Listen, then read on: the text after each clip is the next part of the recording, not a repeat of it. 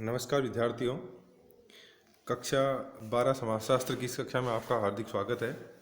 आज हम अध्याय 1 भारतीय समाज एक परिचय और भारतीय समाज की जनसांख्यिकी संरचना, इसके जो भी महत्वपूर्ण बहुवैकल्पिक प्रश्न हैं उनके बारे में चर्चा करेंगे। उनके एमसीक्यू के बारे में आज हम चर्चा करेंगे। तो चलिए, आज की इस क्लास में हम आपके लिए कुल 101 क्वेश्चन लेके आए हैं, ताकि आप इस 101 क्वेश्चन के द्वारा जो भी आपकी समस्याएं हैं या इस दोनों अध्याय से संबंधित जो भी प्रश्न हैं वो सारे के सारे आपको समझ में आ सके। चलिए, आज का पहला प्रश्न है, समाजशास्त्र किस पर आधारित है? समाज के अध्ययन पर, समाज के व्यवस्थित व क्रमबद्ध अध्ययन पर, समाज के अव्यवस्थित अध्ययन पर या सभी पर? तो इसका आंसर है समाज के व्यवस्थित और क्रमबद्ध अध्ययन पर। इसका आंसर हो जाएगा ब, समाज के व्यवस्थित और क्रमबद्ध अध्ययन पर। चलिए दूसरे प्रश्न की चर्चा करते हैं। समाजशास्त्र आपकी व्यक्तिगत परेशानियों व सामाजिक मुद्दों के बीच की कड़ियों एवं संबंधों को उजागर करने में मदद कर सकता है। यह कथन किसका है? अगस्त काम्टे का, सी राइट मिल्स का, हर्बर्ट स्पेंसर का या फिर कार्ल मार्क्स का? तो ये आंसर है इसका होगा सी राइट मिल्स।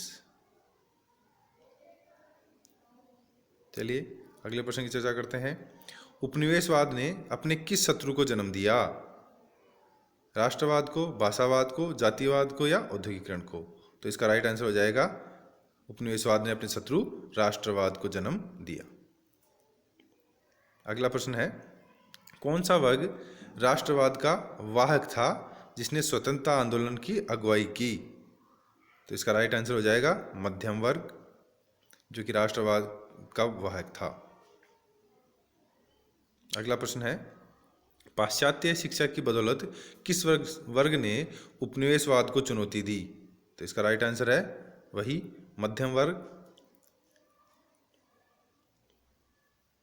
चलिए अगला प्रश्न है, समाजशास्त्र के विकास में योगदान है कि कौन कौन सी घटनाएं हैं जिन्होंने समाजशास्त्र के विकास में योगदान दिया है? फ्रांस की क्रांति, औद्योगिक क्रांति, पुनर्जागरण काल या सभी? तो यहाँ आंसर हो जाएगा सभी। 1789 की फ्रांस की क्रांति, इंग्लैंड की औद्योगिक क्रांति और यूरोप में जो पुनर्जागरण काल था, इन तीनों घटनाओं ने ही समाजशास्त्र के विकास में योगदान दिया था।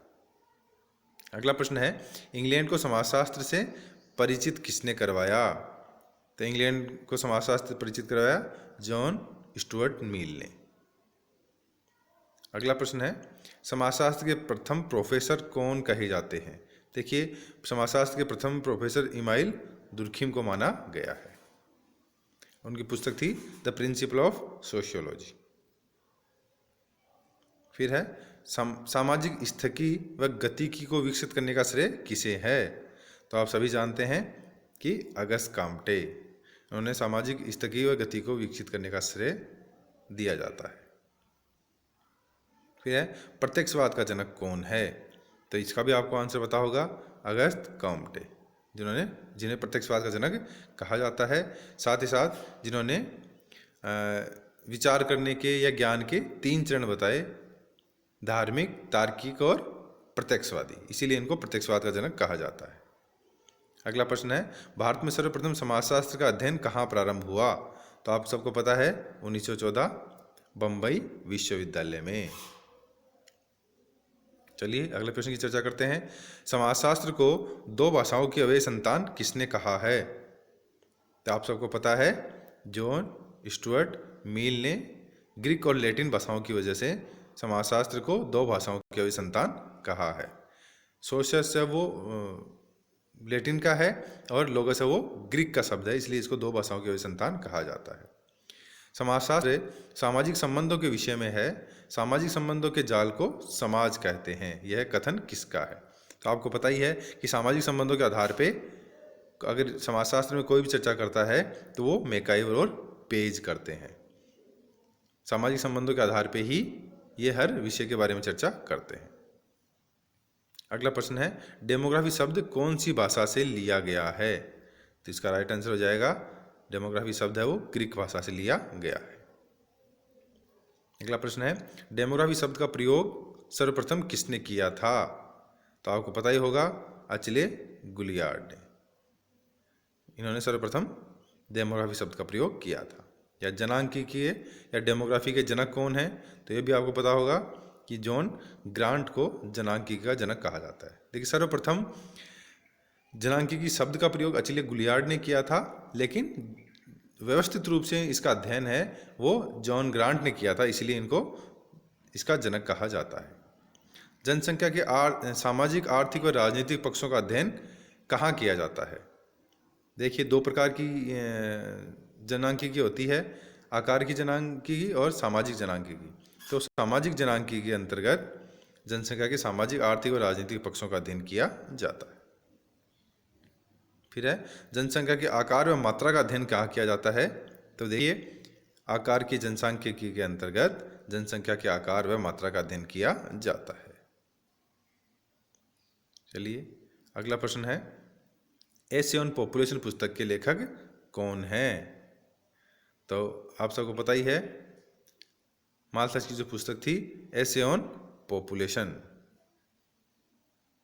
Essay on population. अगला प्रश्न है, जनसंख्या के निराशावादी सिद्धांत के जनक? तो ये भी आपको पता है, थॉमस रॉबर्ट माल्थस, क्योंकि माल्थस ने कहा था कि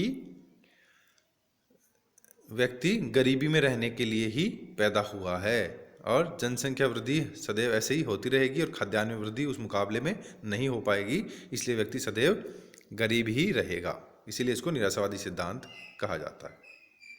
अगला प्रश्न है, माल्थस के अनुसार जनसंख्या व खाद्यान्न में क्रमशः वृद्धि होती है। जनसंख्या किस हिसाब से बढ़ती है और खाद्यान्न किस हिसाब से बढ़ता है? तो हमें पता ही है कि जनसंख्या ज्यामितीय तरीके से बढ़ती है, 2, 4, 6, 8, 10, 12, ज्यामितीय तरीके से 2, 4, 8, 16, 32, 64 ऐसे, और खाद्यान्न है वो 2, 4, 6, 8, 10, 12 ऐसे गणितीय तरीके से बढ़ता है। मनुष्य सदैव गरीबी में जीने हेतु पैदा हुआ है, यह किसने कहा है? तो अभी हमने बात कर ली थी निराशावादी सिद्धांत की, थॉमस रॉबर्ट माल्थस की। अगला प्रश्न है, जनसंख्या संक्रमण सिद्धांत के कितने चरण हैं? तो आप पर हम सबको पता है, जनसंख्या संक्रमण के 3 चरण हैं। विकासशील समाज जनसंख्या संक्रमण के कौन से चरण से गुजर रहे हैं? तो जैसे भारत है, अभी वो विकासशील समाज है, तो हम जनसंख्या संक्रमण के दूसरे चरण से गुजर रहे हैं, जिसे जनसंख्या विस्फोट का चरण भी कहा जाता है। भारत जनसंख्या संक्रमण के कौन से चरण से गुजर रहा है? तो ये हमने पीछे चर्चा कर ली कि भारत है वो दूसरे चरण से गुजर रहा है, जिसको जनसंख्या विस्फोट का चरण कहते हैं। जनसंख्या की शुद्ध वृद्धि दर अत्यंत उच्च कौन से चरण में होती है? मतलब सर्वाधिक जनसंख्या वृद्धि है वो कौन से चरण में होती है? तो आप सबको पता ही है कि दूसरे चरण में, जिसको जनसंख्या संक्रमण काल या जनसंख्या विस्फोट का काल कहा जाता है। अगला प्रश्न है, जनसंख्या की शुद्ध वृद्धि दर अत्यंत निम्न कौन से चरण में हो जाती है? कि जनसंख्या वृद्धि है वो एकदम कम से कम कौन से चरण में हो जाएगी? तो हमें पता है कि जो तीसरा चरण है, जो कि विकसित देशों, राष्ट्रों के साथ है, यूरोपीय देशों के साथ है, वो तीसरे चरण में शुद्ध वृद्धि दर है वो अत्यंत निम्न हो जाएगी, जनसंख्या बहुत कम बढ़ेगी। अगला प्रश्न है, पश्चिमी यूरोप के देश जनसंख्या संक्रमण के कौन से चरण से गुजर रहे हैं? तो अभी हमने चर्चा कर ली कि ये तीसरे चरण से गुजर रहे हैं, जहां जनसंख्या की शुद्ध वृद्धि दर अत्यंत निम्न है। अगला प्रश्न है, भारत में जन्म मृत्यु संबंधी रिकॉर्ड है वो ग्रामीण क्षेत्र में कौन संधारित करता है? तो इसका जवाब हो जाएगा ग्राम पंचायत और प्राथमिक स्वास्थ्य केंद्र, अर्थात ब और स दोनों। शहरी क्षेत्र के लिए नगर पालिकाएं हैं और ग्रामीण क्षेत्र में ग्राम पंचायत और प्राथमिक स्वास्थ्य केंद्र के द्वारा जनसंख्या के आंकड़े एकत्रित किए जाते हैं। अगला प्रश्न है, जन्म व मृत्यु दर के मध्य का अंतर क्या कहलाता है? जन्म व मृत्यु के बीच के का अंतर कहलाएगा जनसंख्या संवृद्धि दर। चलिए, अगला प्रश्न है, भारत में प्रजनन आयु सीमा मानी गई है कि भारत में कौन सी उम्र की महिलाएं हैं वो प्रजनन करने योग्य हैं? तो आप सबको पता है 15 से 49 वर्ष की आयु है वो प्रजनन आयु सीमा मानी गई है। फिर है, किस देश में शिशु जन्म दर व मातृ मृत्यु दर का किसी देश में शिशु जन्म दर व मातृ मृत्यु दर का अधिक पाया जाना द्योतक है। तो आप सबको पता है कि अगर वहाँ शिशु मृत्यु दर और मातृ मृत्यु दर, शिशु जन्म दर अधिक है और मातृ मृत्यु दर अधिक है, तो इसका मतलब पिछड़ेपन की ओर गरीब राष्ट्र है या अविकसित राष्ट्र है। अगला प्रश्न है, वर्ष 2011 के अनुसार भारत व हरियाणा का लिंगानुपात कितना है? तो आप सभी को पता है कि भारत का लिंगानुपात 943 है और हरियाणा का लिंगानुपात 877 है। अगला प्रश्न है, कार्यशील जनसंख्या का आयु वर्ग है। कौन सी जनसंख्या को हम कार्यशील जनसंख्या कहते हैं? तो आप सबको पता है कि 15 से 64 वर्ष की जो आयु है उसको कार्यशील जनसंख्या माना गया है, जो काम करने योग्य है। बच्चे व बुजुर्ग जनसंख्या के कौन से वर्ग में शामिल हैं? तो यह भी हमें पता है कि कार्यशील जनसंख्या को छोड़ के जो जनसंख्या है 0 से 14 साल वाली और 64 से अधिक वर्ष वाली, उसको पराश्रित वर्ग में शामिल किया गया है, क्योंकि वो कार्यशील जनसंख्या के ऊपर आश्रित है। अगला प्रश्न है, वर्ष 2011 के अनुसार भारत व हरियाणा का जनघनत्व कितना है? तो आप सभी को पता है कि भारत का जनघनत्व 382 है और हरियाणा का जनघनत्व 573 व्यक्ति प्रति वर्ग किलोमीटर है। अगला प्रश्न है, भारत की जनसंख्या विश्व की कुल जनसंख्या का कितना प्रतिशत है? तो आप सभी को पता है 17.5% जनसंख्या भारत में निवास करती है। अगला प्रश्न है, वर्ष 2001 से 2011 में दशकीय वृद्धि दर कितनी प्रतिशत रही है? तो इसका आंसर हो जाएगा 17.7% दशकीय जनसंख्या वृद्धि दर रही है। अगला प्रश्न है, वर्ष 1911 से 1921 के मध्य समवृद्धि दर क्या रही? जनसंख्या की समवृद्धि दर वो क्या रही? तो आप सभी को पता है कि केवल यही एक ऐसा दशक था जहां जनसंख्या की समवृद्धि दर ऋणात्मक रही है, मतलब इसी समय जनसंख्या कम हुई है। उसके अलावा भारत में सदैव हर दशक में जनसंख्या वृद्धि ही हुई है, उसमें धनात्मक वृद्धि ही हुई है। अगला प्रश्न है, इन्फ्लुएंजा महामारी किसके द्वारा होती है? जो कि हमारे फेफड़ों को प्रभावित करती है। तो ये बीमारी वायरस के द्वारा या विषाणु के द्वारा होती है। अगला प्रश्न है, हकदारी की पूर्ति का अभाव सिद्धांत किसने दिया था? तो आप सभी को पता है अमर्त्य सेन ने यह सिद्धांत दिया था। उन्होंने कहा था कि केवल संसाधनों का सही तरीके से वितरण होना ही नहीं, बल्कि लोगों के पास इसको खरीदने की क्षमता भी नहीं होती, इसकी वजह से भी लोगों का हक मारा जाता है। इसी को हकदारी की पूर्ति का अभाव सिद्धांत कहा जाता है।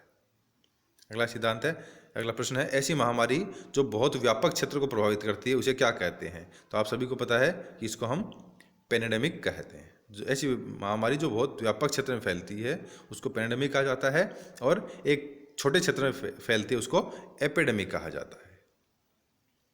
अगला प्रश्न है, क्षेत्रफल की दृष्टि से सबसे बड़ा व छोटा राज्य कौन सा है? तो हम सभी को पता है कि सबसे पहले उत्तर प्रदेश था, लेकिन उत्तरांचल का अलग गठन होने के बाद में राजस्थान सबसे बड़ा और गोवा सबसे छोटा राज्य है। अगला प्रश्न है, वर्ष 2011 की जनगणना अनुसार हरियाणा भारत में कौन से स्थान पर है? जनसंख्या के अंदर हरियाणा कौन से स्थान पे है? तो आप सभी को पता है कि हरियाणा 17वें स्थान पर है। अगला प्रश्न है, वर्ष 2011 की जनगणना में भारत में सर्वाधिक व न्यूनतम जनसंख्या वृद्धि दर कहाँ की है? सबसे अधिक जनसंख्या वृद्धि दर मेघालय की है और न्यूनतम जनसंख्या वृद्धि दर नागालैंड की है। तो आप ध्यान रखें, मेघालय और नागालैंड। वर्ष 2011 की जनगणना अनुसार भारत में सर्वाधिक जनसंख्या वाला राज्य कौन सा है? तो आपको पता है कि क्षेत्रफल की दृष्टि से सबसे बड़ा राज्य राजस्थान है और जनसंख्या की दृष्टि से सबसे बड़ा राज्य उत्तर प्रदेश है। लगभग 22 से 23 करोड़ जनसंख्या यहाँ निवास करती है। अगला प्रश्न है, वर्ष 2011 की जनगणना अनुसार भारत में सर्वाधिक जनघनत्व वाला राज्य कौन सा है? सबसे अधिक जनघनत्व कहाँ का है? बिहार का।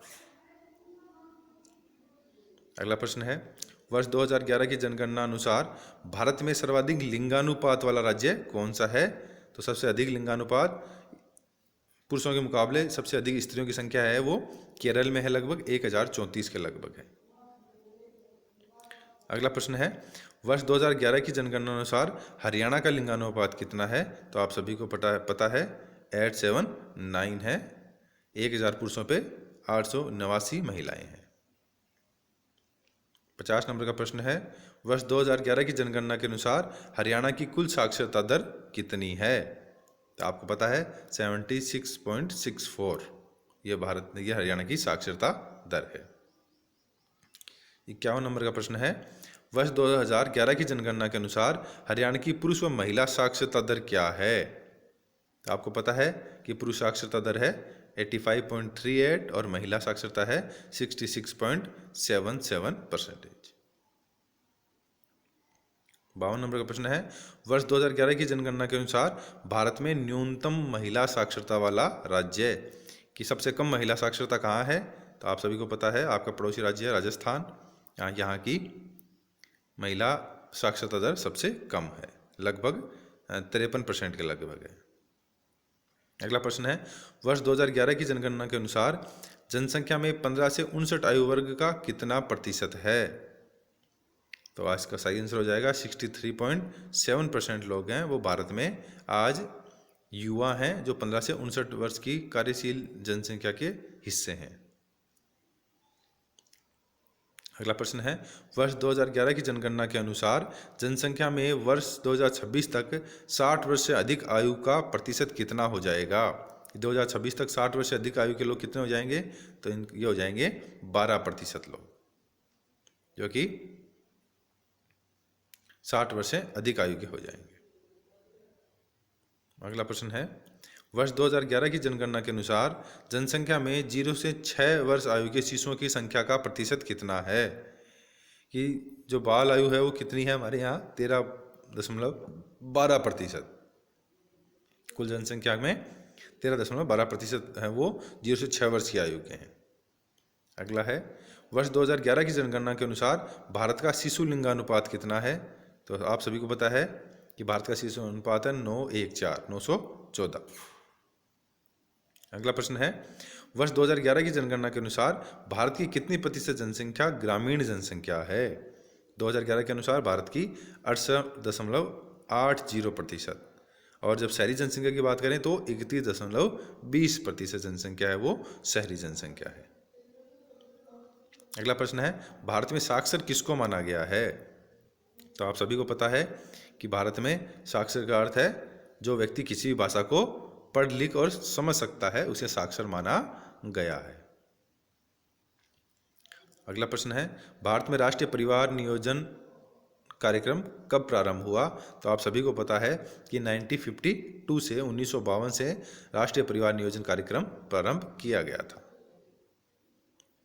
अगला प्रश्न है, भारत में राष्ट्रीय आपातकाल कब लागू हुआ? तो आप सभी को पता है कि इंदिरा गांधी उस समय प्रधानमंत्री थे और 25 जून 1975 को भारत में आपातकाल की घोषणा की गई थी। अगला प्रश्न है, भारत में राष्ट्रीय जनसंख्या नीति 2000 किसकी रिपोर्ट पर आधारित है? मतलब किस कमेटी ने जनसंख्या नीति के लिए सुझाव दिए थे? तो वो है MS स्वामीनाथन उसके अध्यक्ष थे और उन्होंने जनसंख्या नीति 2000 के लिए रिपोर्ट प्रस्तुत की थी। अगला प्रश्न है, भारत में राष्ट्रीय जनसंख्या नीति 2000 में संशोधन कब किया गया? तो आप सभी को पता है कि हमारी जनसंख्या नीति में 2010 में संशोधन किया गया है। अगला प्रश्न है, भारत में राष्ट्रीय जनसंख्या नीति 2000 में संशोधन कब किया गया? ये वापस क्वेश्चन रिपीट हो गया है तो सभी को पता है 2000, इसका आंसर 2010। चलिए अगले प्रश्न की चर्चा करते हैं। भारत में स्थिर जनसंख्या का लक्ष्य कौन से वर्ष तक निर्धारित किया गया है? तो आपको पता है कि इसका लक्ष्य पहले 2045 था लेकिन अब 2070 निर्धारित किया गया है कि भारत 2070 तक स्थिर जनसंख्या के लक्ष्य को प्राप्त कर लेगा।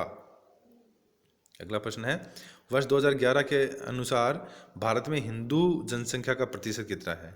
कि कुल जनसंख्या में हिंदू जनसंख्या कितनी है, तो वो जनसंख्या है 79.80, लगभग 80% है वो भारत में हिंदू जनसंख्या है। मुस्लिम जनसंख्या की बात करें तो मुस्लिम जनसंख्या हो जाएगी 14.23% है वो भारत में मुस्लिम जनसंख्या निवास करती है। और जब हम जैन की बात करें तो 0.40, भारत की कुल जनसंख्या का 0.40% है वो जैन धर्म के लोग हैं। और हम बौद्ध धर्म की चर्चा करें कि वर्ष 2011 के अनुसार भारत में बौद्ध धर्म की जनसंख्या कितनी है, तो वो कुछ जैन से अधिक है, 0.70% है वो बौद्ध धर्म के अनुयायी भारत में निवास करते हैं। अगले प्रश्न की चर्चा करते हैं। वर्ष 2011 के जनगणना के अनुसार भारत में सर्वाधिक पारसी कहाँ निवास करते हैं, तो आपको पता ही है कि भारत में सबसे अधिक पारसी मुंबई महाराष्ट्र में निवास करते हैं। पारसियों की सबसे अधिक जनसंख्या भारत में केवल यहीं निवास करती है। अगला 70 नंबर का प्रश्न है। वर्ष 2011 के अनुसार हरियाणा में अनुसूचित जाति कितने प्रतिशत है? अनुसूचित जाति, तो अब हरियाणा में एससी के लोग या ऐसी जनसंख्या है 20.2% लोग हैं वो अनुसूचित जाति के लोग हैं। अगला प्रश्न है। वर्ष 2011 जनगणना के अनुसार सर्वाधिक अनुसूचित जाति वाला राज्य कौन सा है, अर्थात सबसे अधिक जनजाति, सॉरी इसमें पूछा गया अनुसूचित जाति, तो अनुसूचित जाति की बात करें तो सबसे अधिक अनुसूचित जाति भारत में पंजाब में पाई जाती है। अब बात करें वर्ष 2011 की जनगणना के अनुसार सर्वाधिक अनुसूचित जनजाति, देखिए अनुसूचित जाति सर्वाधिक पंजाब में और अनुसूचित जनजाति सर्वाधिक मध्य प्रदेश में निवास करती है। अगला प्रश्न है। वर्ष 2011 की जनगणना के अनुसार कौन सा राज्य है जहां अनुसूचित जनजाति की आबादी नहीं है, जहां अनुसूचित जनजाति पाई ही नहीं जाती, तो हरियाणा में भी नहीं पाई जाती, पंजाब में भी नहीं पाई जाती, दिल्ली में भी नहीं पाई जाती, तो इसका आंसर हो जाएगा सभी। हरियाणा, पंजाब, दिल्ली और पांडिचेरी और चंडीगढ़, ये 5 राज्य हैं जहां कोई भी अनुसूचित जनजाति नहीं पाई जाती है। अगला प्रश्न है। मेघालय, त्रिपुरा, मिजोरम के जनजातीय क्षेत्र संविधान की कौन सी अनुसूची के अंतर्गत आते हैं, तो आप सभी को पता है कि संविधान की 6वीं अनुसूची के अंतर्गत आते हैं। जनगणना 2011 के अनुसार अनुसूचित जनजातियों के रूप में अधिसूचित व्यक्तिगत समूहों की संख्या कितनी है, तो इसका आंसर हो जाएगा 705। चलिए आगे चर्चा करते हैं।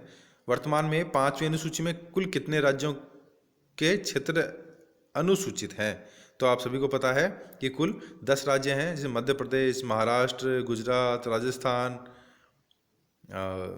झारखंड, छत्तीसगढ़, ये ऐसे 10 राज्य हैं जो कि संविधान की 5वीं अनुसूची में अंकित हैं। अगला प्रश्न है। जनांकिकी वह विज्ञान है जो मनुष्य की संख्या के बारे में अध्ययन करता है, यह कथन किसका है, तो यह कथन है अचिले गुलियार्ड का। अगला प्रश्न है। भारत का क्षेत्रफल विश्व की कुल भूमि का कितने प्रतिशत है, तो आप सभी को पता है कि भारत की भूमि है वो क्षेत्रफल के विश्व के क्षेत्रफल का 2.4% है। अगला प्रश्न है। वर्ष 2011 के अनुसार भारत की जन्म दर क्या है, तो भारत की जन्म दर है 20.97 बच्चे प्रति 1000। चलिए अगले प्रश्न की चर्चा करते हैं। 2011 के अनुसार भारत की मृत्यु दर क्या है, तो मृत्यु दर की बात करते हैं तो 7.48 व्यक्ति प्रति 1000 पे 7.48 व्यक्ति मृत्यु को प्राप्त होते हैं। अगला प्रश्न है। भारत की प्रथम जनगणना कब हुई, तो आप सभी को पता है कि भारत की प्रथम जनगणना कब हुई, 1872 में भारत की प्रथम जनगणना हुई थी। चलिए अगला प्रश्न है। भारत की प्रथम नियमित जनगणना कब हुई, तो 1872 में भारत की प्रथम जनगणना हुई और नियमित जनगणना 1881 से प्रारंभ हुई। हर 10 साल बाद में फिर 1881 के बाद में जनगणना होना प्रारंभ हो गया। प्रथम जाति आधारित जनगणना कब व किसके निर्देशन में की गई? तो आप सभी को पता है कि 1901 में हर्बर्ट रिजले के निर्देशन में जाति आधारित जनगणना भारत में प्रारंभ हुई थी। अगला प्रश्न है, प्रथम आधुनिक जनगणना कब व कहाँ हुई? तो आप सभी को पता है कि प्रथम आधुनिक जनगणना 1790 में अमेरिका के द्वारा की गई थी। अगला प्रश्न है, वर्तमान जनगणना कौन सी जनगणना है? तो वर्तमान जनगणना 15वीं जनगणना है भारत के हिसाब से, और स्वतंत्र भारत की ये 7वीं जनगणना है। स्वतंत्र भारत में अब तक कितनी जनगणना होगी? जो हमने चर्चा कर ली पहले, तो ये स्वतंत्र भारत की 7वीं जनगणना है। चलिए अगले प्रश्न की बात करते हैं। 2011 के अनुसार भारत की जीवन प्रत्याशा कितनी है? कि भारत में एक व्यक्ति किस उम्र तक जीवित रहता है?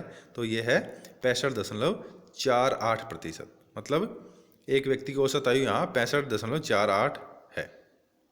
अगला प्रश्न है, विश्व में सर्वाधिक जीवन प्रत्याशा वाला देश कौन सा है? कि सबसे अधिक किस देश के लोग जीवित रहते हैं? तो वो है जापान। यहाँ सबसे अधिक बूढ़े लोग भी जापान में ही पाए जाते हैं। किस दशक में जनसंख्या विस्फोट का दशक कहा जाता है? किस दशक को जनसंख्या विस्फोट का दशक, मतलब सबसे अधिक जनसंख्या है वो कौन से दशक में वृद्धि हुई है? तो इसका आंसर है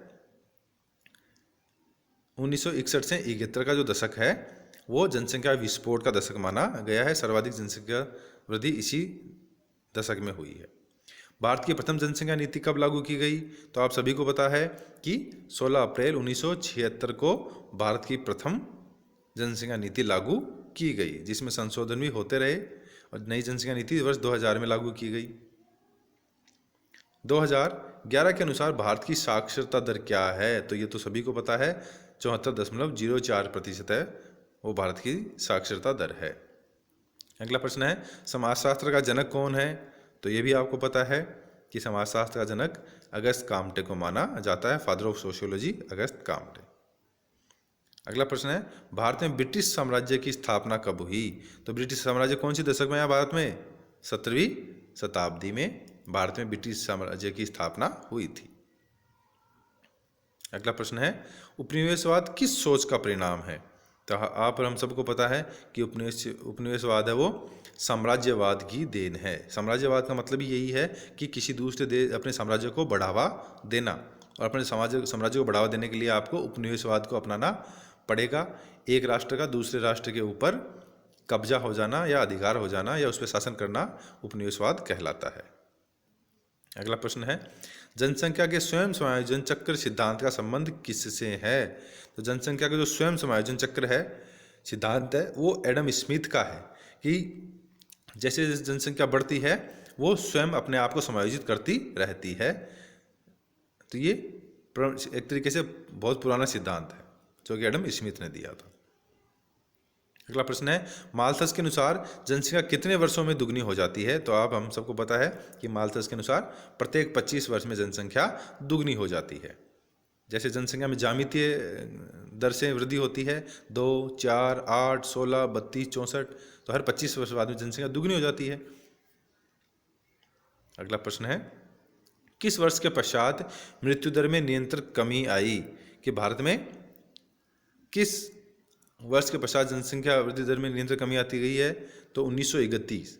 देखिए 1931 के पश्चात मृत्यु दर है वो दिनों दिन कम होती गई है, मरने वाले लोगों की संख्या धीरे धीरे कम होती गई है, चिकित्सा सुविधाओं का भारत में विस्तार होता चला गया है।